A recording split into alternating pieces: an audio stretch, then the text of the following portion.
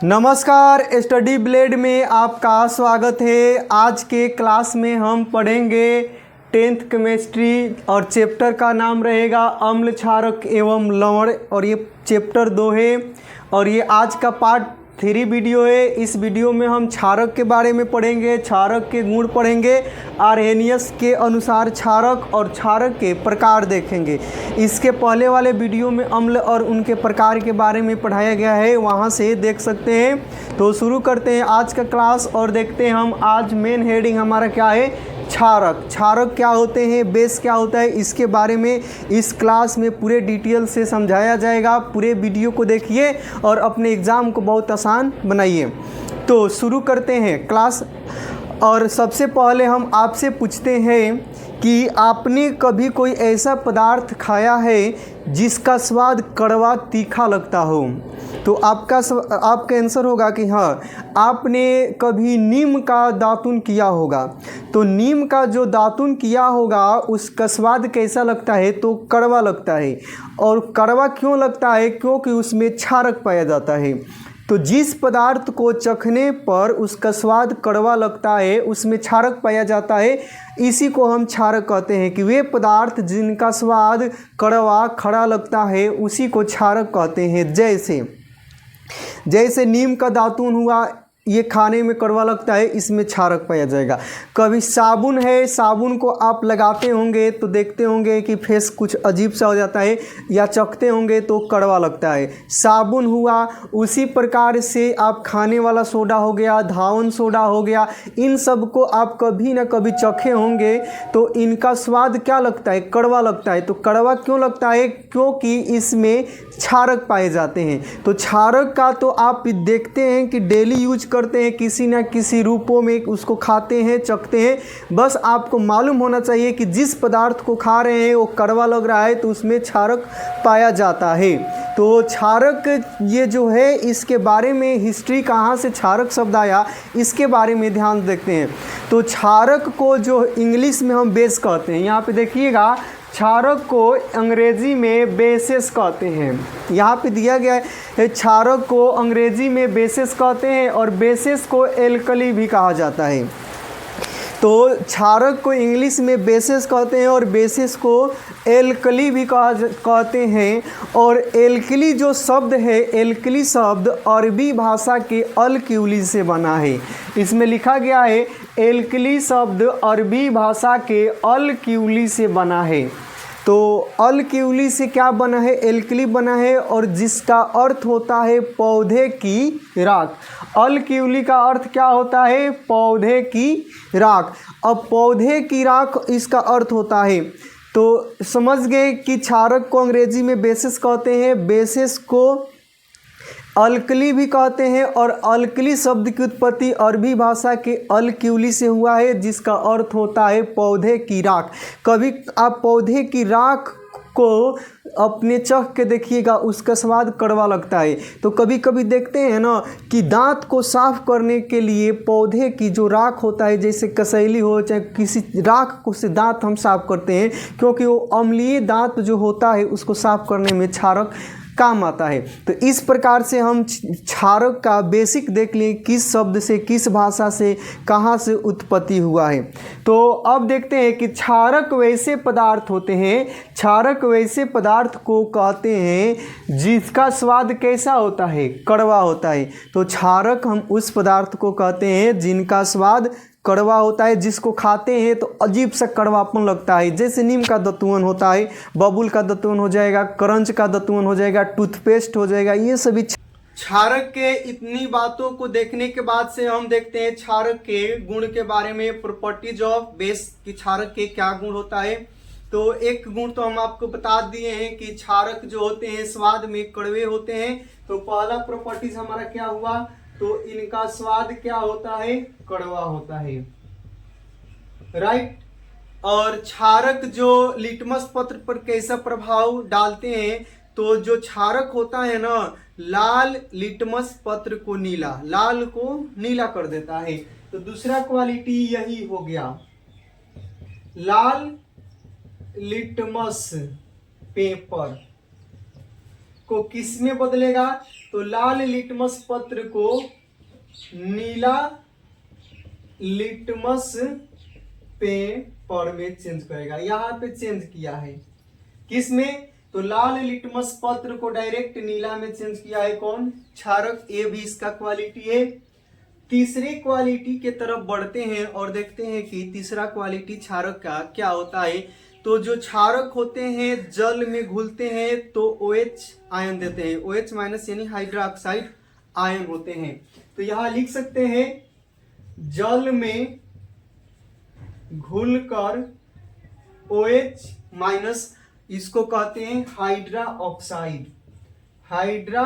Oxide ion देते हैं।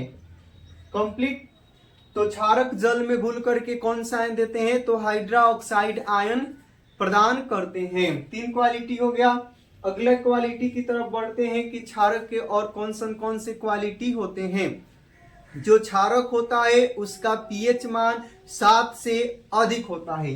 तो pH मान कितना होता है, तो pH मान 7 से अधिक होता है। क्या होता है, अधिक। ये भी याद रखिएगा, जो भी क्षारक होते हैं उनका pH मान 7 से अधिक होता है। और अगले वीडियो में देखे थे, इसके पिछले वीडियो जो है कि अम्ल के pH मान 7 से कम होता है और 7 होता है तो उदासीन हो जाता है, राइट।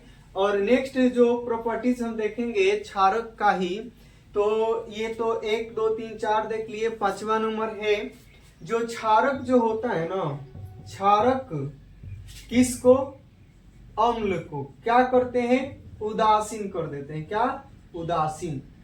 जो ये क्षारक अम्ल को उदासीन करता है। अगर कोई पदार्थ एकदम एसिडिक है, खट्टा लग रहा है, तो उसमें क्षारक मिलाते हैं तो खट्टेपन की जो मात्रा होती है उसको कम करता है, न्यूट्रल करता है। और एक टाइम ऐसा आता है कि उसको उदासीन कर देता है, न ही कड़वा लगेगा न ही खट्टा लगेगा। तो ये क्षारक का ही प्रभाव है कि जो अम्ल को मारता है और उसके प्रभाव को खत्म करता है।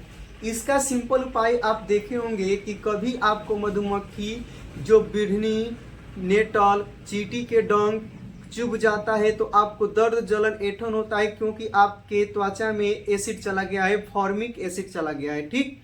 और उस फॉर्मिक एसिड को रहता है तो दर्द, जलन, ऐंठन होता है। तो फॉर्मिक एसिड जो खट्टापन है, एसिड की प्रभाव को खत्म करने के लिए चूना लगाते हैं, प्याज रगड़ते हैं। तो आप समझिए कि प्याज में भी क्षारक पाया जाता है। और ये जो कोई धातु को भी रगड़ देते हैं, लोहा का हुआ, चूना को नहीं रगड़ा, तो चूना को रगड़ते क्यों है जब मधुमक्खी डंक मारती है, तो इसलिए मारते हैं कि मधुमक्खी के द्वारा दिए गए विष जो होता है फॉर्मिक एसिड, उसको मान लेते हैं कि विष है, तो उसको कम करने के लिए क्षारक मिलाते हैं, डालते हैं, रगड़ते हैं। तो क्षारक डाल उसको मिलाते हैं तो एसिड का प्रभाव खत्म होता है, तो दर्द, जलन, ऐंठन कम होता है। तो इसको कहते हैं कि क्षारक अम्ल को उदासीन कर देता है। और देखिएगा, और इसका क्वालिटी क्या है, तो एक और क्वालिटी हम आपको बता दें कि क्षारक जब अम्ल से मिलता है तो लवण बनाते हैं। तो क्षारक किससे, तो क्षारक अम्ल से मिलता है। क्षारक अम्ल से मिलेगा तो लवण का निर्माण करता है, याद रखिएगा। क्षारक अम्ल से मिलकर लवण का निर्माण करते हैं। एग्जाम्पल में जैसे एगो क्षारक देखिएगा NaOH, सोडियम हाइड्रा ऑक्साइड है। एसिड एगो ले लीजिए HCl, हाइड्रोक्लोरिक अम्ल है। तो ये क्या बनाएगा, तो अभी आपको हम बताए हैं कि ये जल में घुलेगा तो OH आयन देता है, OH माइनस। अभी लिखे हो हाइड्रा ऑक्साइड दिया, ठीक, और Na प्लस दिया, राइट। उसी प्रकार एसिड जल में घुलेगा तो आपको बोले थे कि H प्लस देता है, Cl माइनस देता है। तो इसमें का अब आप देखिए, ध्यान से देखिएगा, तो इसमें का ये दोनों आपस में मिला है, राइट, और इसमें का Cl और इसमें का Na, ये प्लस और ये माइनस है तो NaCl हो गया, और ये दोनों मिलेंगे तो H2O हो गया। तो इस प्रकार से लवण का निर्माण होता है जब अम्ल और क्षारक अम्ल मिलते हैं। तो इतना क्वालिटी देखने के बाद से हम एक क्लास 10th में ही पढ़ना है कि एक इम्पोर्टेंट बात एक हम आपको और बताते हैं अम्ल के गुण के बारे में। उसके बाद से हम देखते हैं कि आर्हेनियस जो है वो क्षारक की परिभाषा कैसे बतलाते हैं। जो 10th क्लास में पढ़ना है क्षारक की परिभाषा बतलाने के लिए आएंगे हो, तो एक याद नोट रखिएगा कि क्षारक जो होता है ना, क्षारक प्रोटॉन ग्रहण करते हैं। इसका हम एग्जांपल समझते हैं कि जो क्षारक होता है ना प्रोटॉन को ग्रहण करता है। कैसे होता है तो अब देखिएगा, जैसे हम एक अम्ल लिए HCl हाइड्रोक्लोरिक एसिड है, तो ये हाइड्रोक्लोरिक एसिड है, इसको जल में घोलेंगे, H2O में घोलेंगे तो H+ देगा, हाइड्रोजन आयन देगा और Cl- देगा। ये आपको पहले ही हम बता चुके हैं। और अभी आपको हम बतलाए हैं कि क्षारक जल में घुलता है तो OH आयन देता है। तो NaOH सोडियम हाइड्रोक्साइड है, इसको जल में घोल दीजिए, H2O जल में ये घुल चुका है तो कौन सा आयन देगा, तो अभी आपको बताए थे कि OH- देता है हाइड्रोक्साइड आयन Na+। तो आप इसमें से दो आदमी को देखिए, ये H+ है, Cl- है, Na+ है, OH- है, ये दोनों आपस में मिलते हैं तो क्या बनता है, तो ये बनता है Na+ है और ये Cl- है। ये इलेक्ट्रॉन इसको दे दिया तो इसको एक लॉस करना है, इसको एक लेना है, तो NaCl बन गया। इन दोनों का काम कंप्लीट हो गया। अब बचा OH- और H+। ये देखिएगा H+ है और ये OH- ये प्लस में है तो एक इलेक्ट्रॉन इधर देना पड़ेगा। इलेक्ट्रॉन का क्या करना पड़ेगा, त्याग। तो इलेक्ट्रॉन को ले कौन रहा है, OH ले रहा है। OH कहां से निकला है, तो NaOH क्षारक में से OH निकला है। अब इसमें से देखिएगा तो ये OH- है तो ये H2O में कन्वर्ट हो जाएगा। ये हाइड्रोजन आयन जो है, हाइड्रोजन आयन, इसी को प्रोटॉन कहते हैं। कैसे, H1 होता है, इसकी परमाणु संख्या, इसमें एक इलेक्ट्रॉन है और एक ही प्रोटॉन है। माइनस में एक इलेक्ट्रॉन को हटा दीजिए तो इसको हटाइए, -1 इलेक्ट्रॉन, तो इसके पास क्या बचेगा, तो इसके पास से एक प्रोटॉन बचेगा, एक प्रोटॉन, यानी कि H पे एक प्लस। तो इसको हम क्या कह सकते हैं, प्रोटॉन। इस H प्रोटॉन को, H+ को कौन लिया है, H+ को OH- ग्रहण कर रहा है, यानी कि ये कहां से निकला था, क्षारक से निकला था। ये OH- क्षारक है, H+ यानी H+ अब क्या कह सकते हैं, प्रोटॉन, क्योंकि इसका माइनस चला गया तो एक प्रोटॉन के बराबर है। तो इस प्रकार से यहां देख लिए कि क्षारक प्रोटॉन को ग्रहण करते हैं। इतना देखने के बाद से अब आर्हेनियस के अनुसार आपको सिखाते हैं कि अम्ल क्या होते हैं। किस वैज्ञानिक ने बताया था, तो आर्हेनियस। आर्हेनियस सिद्धांत के लिए क्या जरूरी है, तो आवश्यक क्या है, तो आवश्यक जल है। बिना जल का वो ना अम्ल क्षारक की पहचान नहीं कर सकते हैं। अब चखना नहीं है, चख के नहीं बताएंगे कि कड़वा लग रहा है, उसमें अम्ल है कि नहीं है, हम केवल उसको जल में घोल के बता सकते हैं कि वो अम्ल है कि क्षारक है। क्योंकि चखने पर कुछ ऐसे अम्ल क्षारक होते हैं जो कि संक्षारण होती है, जिसको त्वचा जल सकता है, गल सकता है। तो आर्हेनियस के अनुसार देखते हैं, किसके अनुसार, आर्हेनियस के अनुसार। आर्हेनियस के अनुसार देखते हैं, तो आर्हेनियस के अनुसार क्षारक जल में घुलकर OH- इसको कहते हैं हाइड्रोक्साइड आयन देते हैं, याद रखिएगा। आर्हेनियस के अनुसार क्षारक किसको कहा गया है, तो आर्हेनियस के अनुसार क्षारक जल में घुलकर OH- यानी हाइड्रोक्साइड आयन देते हैं। आवश्यक इसमें क्या है, तो आवश्यक जल है। बिना जल का ये सिद्धांत काम नहीं करेगा। अगर जल नहीं है तो नहीं बता सकते हैं कि अम्ल है कि क्षारक है।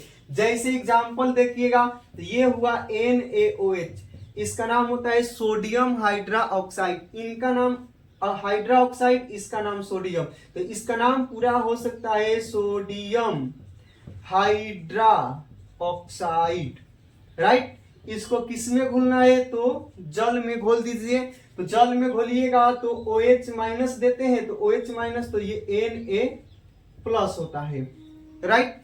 उसी प्रकार से आप एक और क्षारक को लीजिएगा KOH, पोटेशियम हाइड्रोक्साइड हो जाएगा।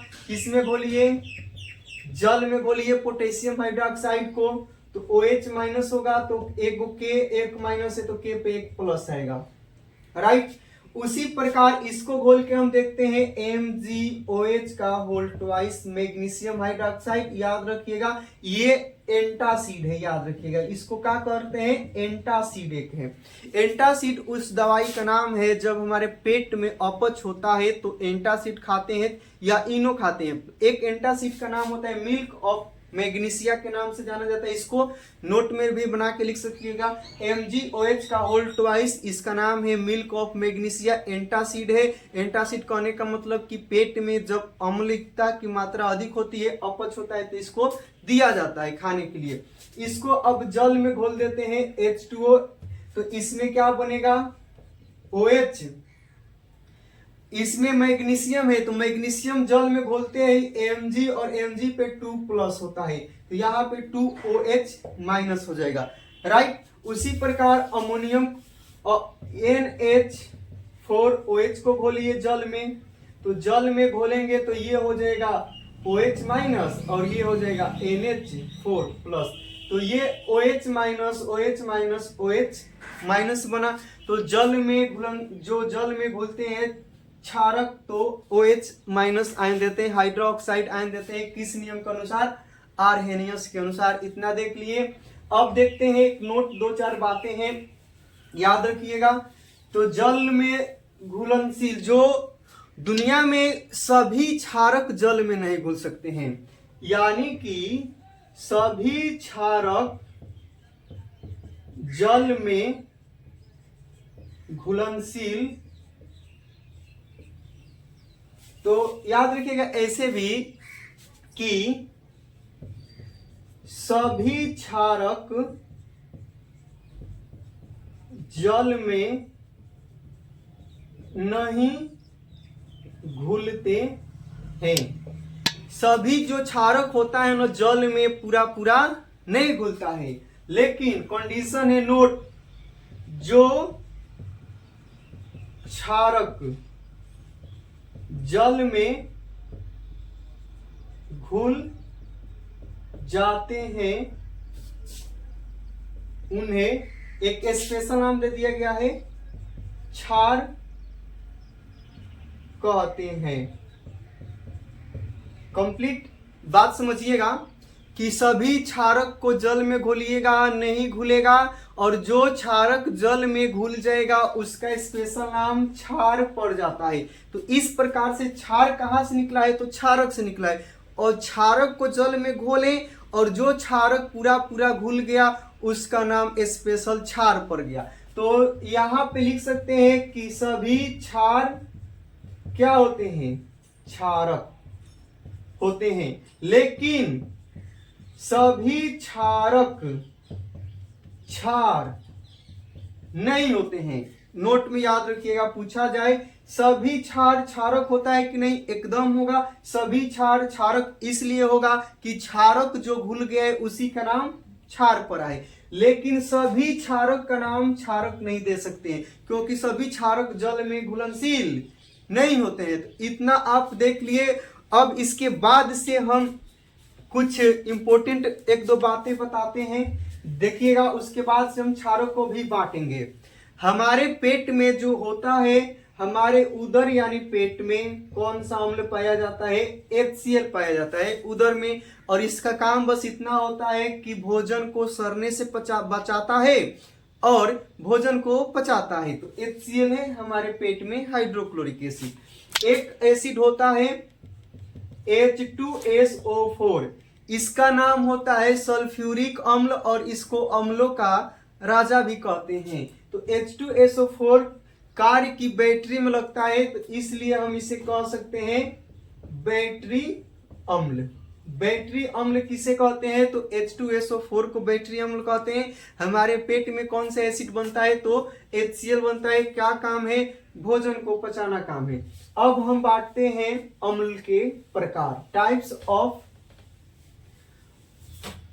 अब हम देखेंगे क्षारक के प्रकार। तो यहां पे लिखते हैं क्षारक के प्रकार। तो क्षारक के प्रकार को यहां डिवाइड करना शुरू कर दिए हैं और क्षारक को हम बांटते हैं। तो देखिएगा कितने प्रकार से बांटते हैं। पहला है शक्ति के आधार पे, शक्ति के आधार पर पहला बांटने का हमारा सिद्धांत है शक्ति के आधार पे। दूसरा है हमारा सांद्रता के आधार पर। दूसरी बांटने का हमारा रहेगा बेस सांद्रता के आधार पे। शक्ति के आधार पे या यहां पे लिख सकते हैं OH आयन की संख्या के आधार पर। तो इसको जब बांटते हैं शक्ति के आधार पे या OH आयन की संख्या के आधार पे, तो इसमें अम्ल दो प्रकार के हो जाते हैं। इसके आधार पे क्षारक दो प्रकार के होते हैं। एक होता है प्रबल क्षारक। प्रबल क्षारक किसे कहते हैं? तो जो जल में घुलकर अधिक संख्या में OH माइनस आयन देते हैं। तो पूछा जाए कि प्रबल क्षारक किसे कहते हैं? तो जौन क्षारक जल में घुल जाला और घुल करके अधिक संख्या में OH हाइड्रोक्साइड आयन देला, ओकरे के कहल जाला प्रबल क्षारक। जैसे एग्जांपल में NaOH hydroxide, KOH potassium hydroxide, ये सब क्षारक जौन होला जल में घुल करके अधिक संख्या में हाइड्रोक्साइड आयन देला, यही से एकरा के प्रबल क्षारक कहल जाला। और उसके बाद से दूसरा आता है दुर्बल क्षारक। दुर्बल क्षारक इसका क्या होता है? दुर्बल क्षारक तो जो क्षारक यहां पे लिख सकते हैं जो क्षारक जल में घुलकर कम मात्रा में OH माइनस आयन देते हैं। याद रखिए कि जौन क्षारक जल में घुलेला और कम संख्या में OH माइनस देला, ओकरा के कहल जाला दुर्बल क्षारक। और ये दुर्बल क्षारक होते हैं ना, इसको हम खाने में यूज करते हैं। जैसे अभी बताए थे MgOH का whole twice, milk of magnesia है, अपच होता है तो इसको खाते हैं। उसी प्रकार एक और होता है जो CaOH का whole twice, calcium hydroxide ETC, ये सभी क्या होते हैं? दुर्बल क्षारक होते हैं, इसको हम खा सकते हैं। तो इतना अब देख लिए। अब देखते हैं सांद्रता के आधार पर। तो सांद्रता के आधार पर भी अम्ल दो प्रकार के होते हैं। एक हो जाएगा सांद्र अम्ल, इसको अब देखते हैं सांद्रता के आधार पर क्षारक के प्रभाव। तो सांद्रता के आधार पर क्षारक दो प्रकार के होते हैं। एक होता है सांद्र क्षारक और दूसरा क्या होता है? तो तनु क्षारक। दोनों में डिफरेंट क्या है? तो ये सांद्र होता है यानी कि गाढ़ा होता है, यानी कि बहुत गाढ़ा होगा पानी की मात्रा। तो इसमें देखिए क्षारक क्या होता है? अधिक। और क्षारक अधिक हो गया यानी क्षारक की संख्या मात्रा अधिक रहेगा। और विलायक, विलायक में आप जो भी यूज करें, विलायक क्या रहेगा? कम रहेगा। तो इसी को कहते हैं सांद्र क्षारक। जैसे हम इसमें हम मिलाते हैं NaOH पोटेशियम हाइड्रोक्साइड और इसमें हम H2O मिलाते हैं जल, और मिला करके हम एक विलयन बनाते हैं। अगर ये क्षारक क्या है? ज्यादा, और ये विलायक क्या है? कम। ये क्या है?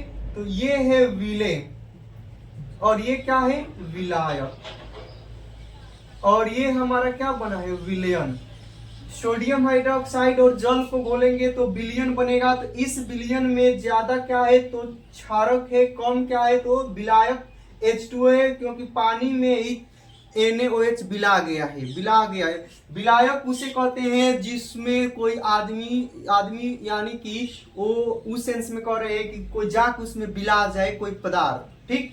तो विलायक को कहते हैं, विलायक कम है और ये क्या है ज्यादा है, तो उसको कहते हैं सांद्र विलयन। जैसे पानी चीनी के विलयन बनावेला तो उसमें पानी के मात्रा कम हो जाओ और चीनी अधिक हो जाओ, ओकरे के कहल जाला सांद्र।